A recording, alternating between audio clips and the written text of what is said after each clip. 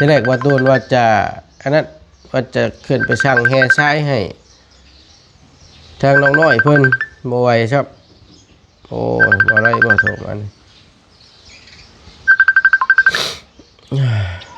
ร้อยสบายดีเจ้าใช่ทักไว้เฮ้ยอยู่เพื่อนพี่นกฮะนกนอกอีกแล้วบอยเอ้ยอันไพ่สิชื่อแห่ทรายมาให้ทั้งประชาเพื่อนนะจ๊ะจังน้ำข่อยนี่แหละประชาแล้วอยากได้แห่ทรายนะเอาใจก็เห็นว่าเมื่อกลับมานี่แล้วเมื่อวานนี่เอ้าเรามาใหม่เด้นี่เราสิเฮ็ดแล้วนะเฮ็ดได้ฉันไม่แต่ว่าสิพางานให้แล้วมีอยู่ว่าเงินน่ะชื่อให้เราก่อนโลดเดี๋ยวไปเดี๋ยวก่อยจะให้บ่มีแล้วเถิดเฮ็ดได้ฉันพอไปบ่ได้มื้อนี้นั่นกระตื้นนี่มีหมอยาวมีบ่ล่ะมีไผแน่น่ะไผก็ได้นะออกก่อนโลดออกก่อนโลดเดี๋ยวขึ้นไปเดี๋ยวก่อยสิจ่ายให้ได้นั่นก็ได้ซะเดียว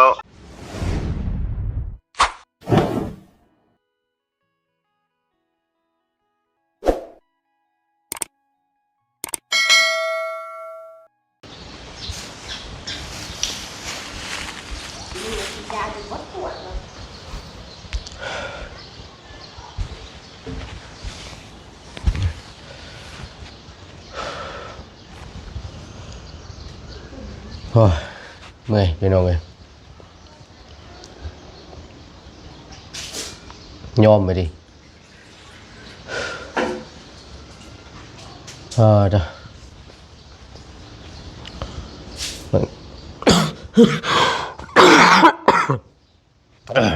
หนาวเตะเยอะนี่พี่น้องเอ้ย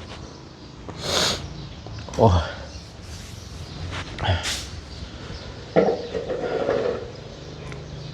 บ่ไหว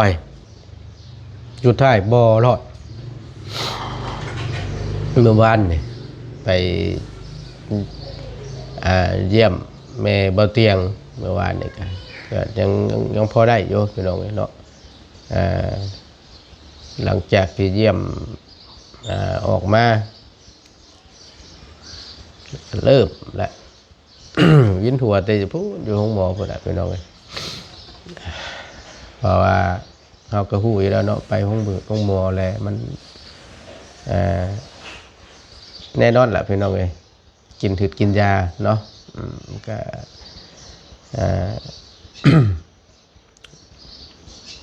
ยินหัวมาต้นคิดอยู่วันนี้ก็แม่นเดี๋ยว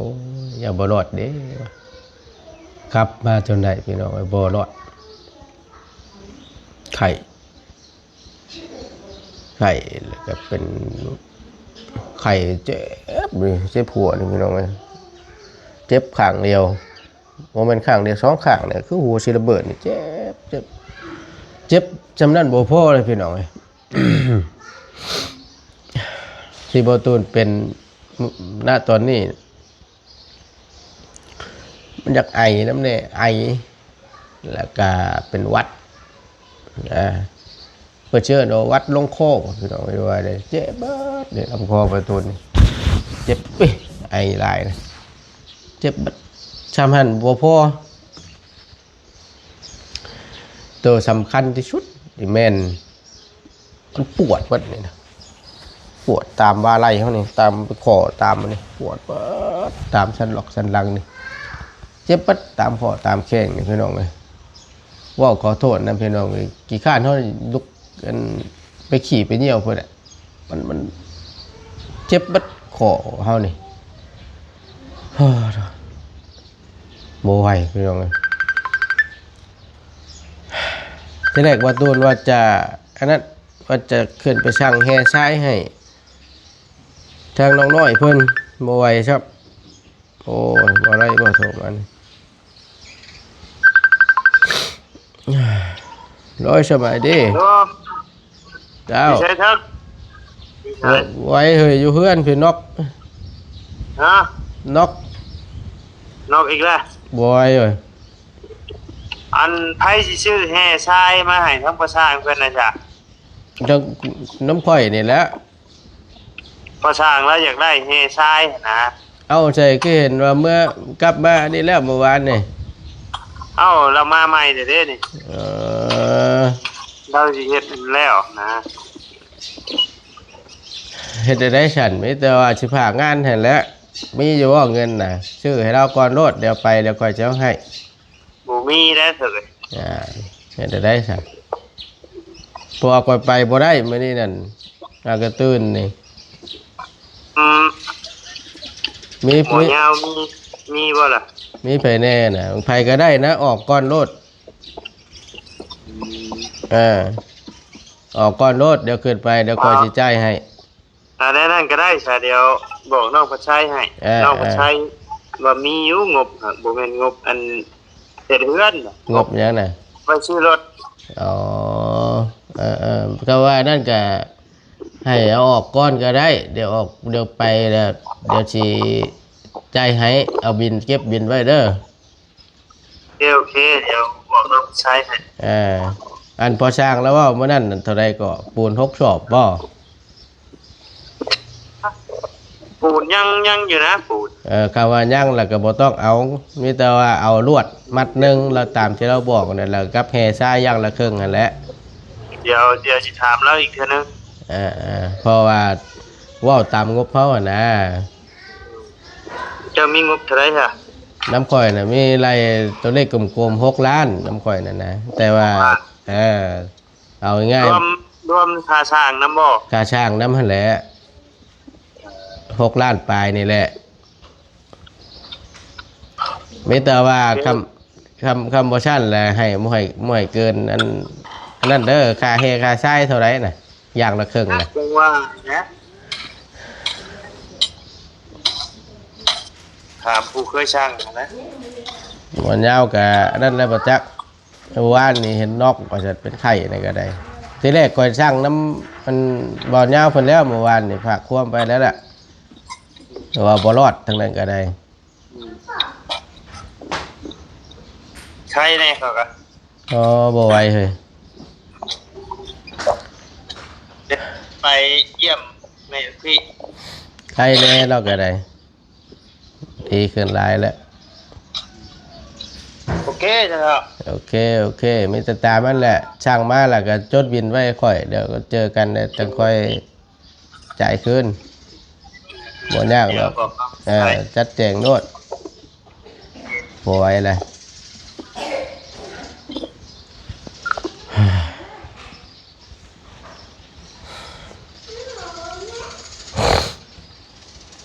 โอ้ยพี่น้องเอ้ยปวดหัวพี่น้องสบายดีเด้อพี่น้องสบายดีเบิดสุขสุขคนเนาะพบเจอกันในคลิปนี้ก็ถือว่าแจ้งทาง FC นำเนาะทางบ่ตูนบ่ได้ขึ้นมื้อนี้พี่น้องเอ้ยบ่ตูนจนบวมยังบวมที่บ่ตูนกินยาพี่น้องบ่ตูนกินยาเดี๋ยวถ่าจังหน่อยบ่ตูนสิไปฉีดเอาบาดนี่พี่น้องไปชักเอาก็บ่ไหวแล้วกินนี่มันบ่ลงทั้งเมียก็เป็นเด้สลัดที่มีก็เป็นตีหนึงก็เป็นก็ได้ติดแล้วติดเบิด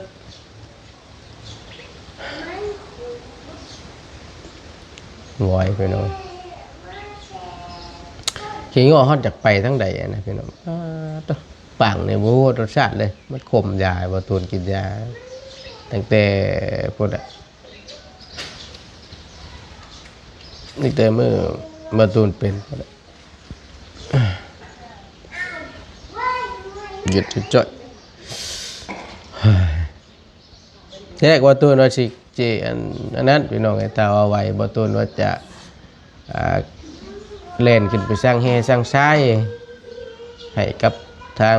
พอสร้างเพิ่นสร้างแห่สร้างทรายกับพอสร้างเพิ่นที่เตือนน้องน้อยนั่นแหละแล้วมันนี่บ่ตูนบ่ไหวพี่น้องลุกบ่ได้มื้อเช้าป๊า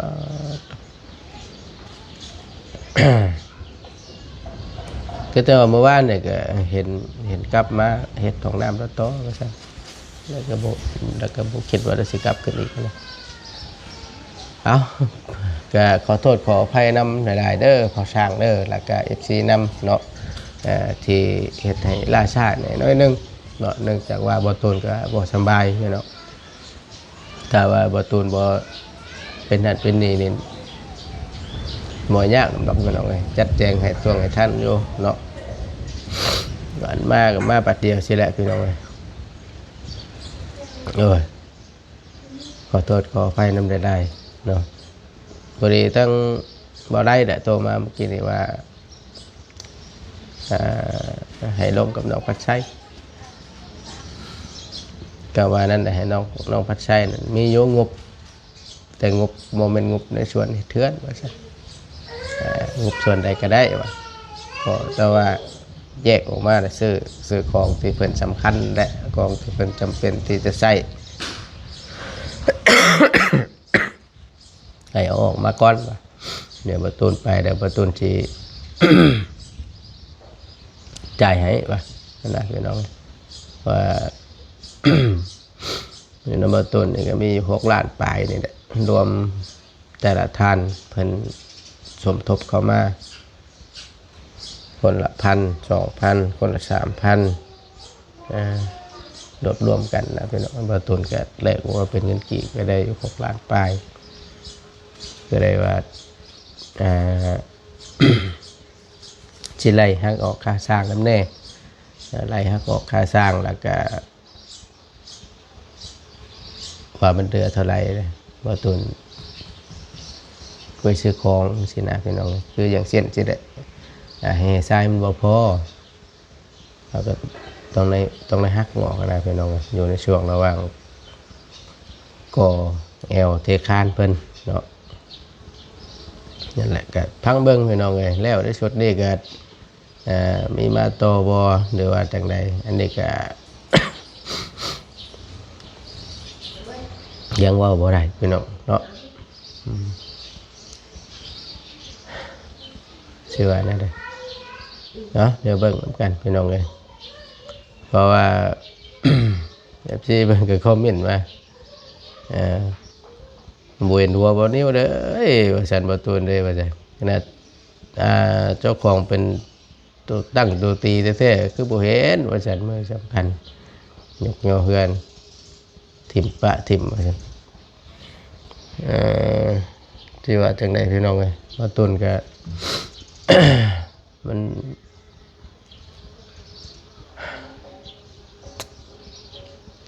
อาจจะมีธุระเพิ่นบ่หรือว่าแนวใดเนาะเพราะฉะนั้นเราต้องมาตุนบ่ขอเว้าซะเนาะเพราะว่าเฮาบ่ฮู้นำได้บางเทื่อน้องเพิ่นติดเวียกติดงานก็มีนะพี่น้องเราบ่ฮู้นำบางเทื่อคือบ่ตุนไปได้ก็ไปพี่น้องคือสิละเจอบ่ตุนบ่สบายบ่ตุนก็จุดนั่นน่ะ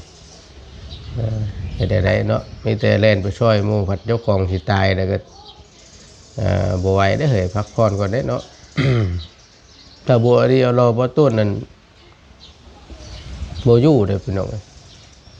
ใครในบ่ต้นอยากไปด้วย เพราะว่า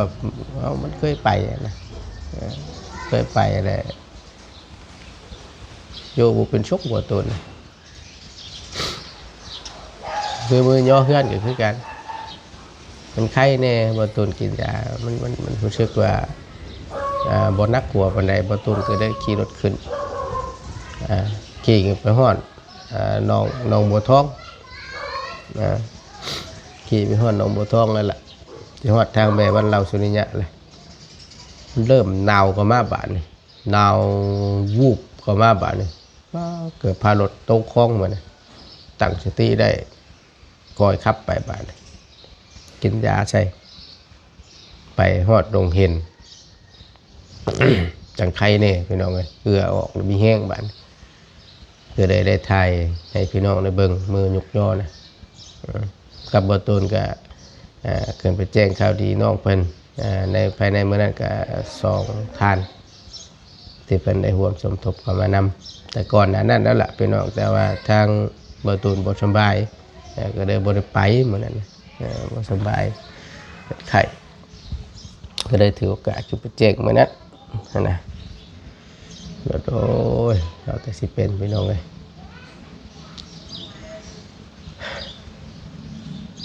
เมื่อยนำนี่แหละเนาะไม่ได้ใดของธรรมชาติอากาศแปรปรวนเดี๋ยวร้อนเดี๋ยวหนาวร่างกายคนเฮาปรับบ่ทันพี่น้องรับบ่ได้ครับบ่รอดคำเป็นเลยเป็นนักบ่ตูนคำบ่เป็นนี่คือบ่เป็นเด้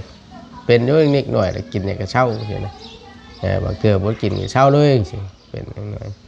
แต่อันนี่ก็ได้เป็นป้าสุดรุ่นนอนอุบพุบเอาเลย